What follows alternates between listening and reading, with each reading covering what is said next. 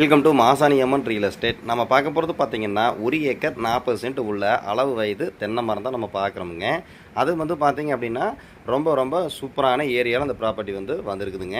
இந்த லேண்ட் எங்கே அமைஞ்சிருக்குன்னு பார்த்தீங்கன்னா Pollachi to Coimbatore bypass road.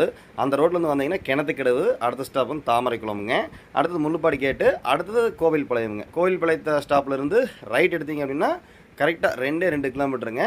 Coimbatore bypass ரோட்லேருந்து 5 நிமிஷம் ட்ராவல் அந்த ப்ராப்பர்ட்டிக்கு வர்ற மாதிரி இருக்குதுங்க. நிறைய பேர் எதிர்பார்க்குற லொக்கேஷன் இந்த ப்ராப்பர்ட்டி சேலுக்கு வந்திருக்குதுங்க. அருமையான பூமி, சுத்தமான சிமெண்ட் பூமி.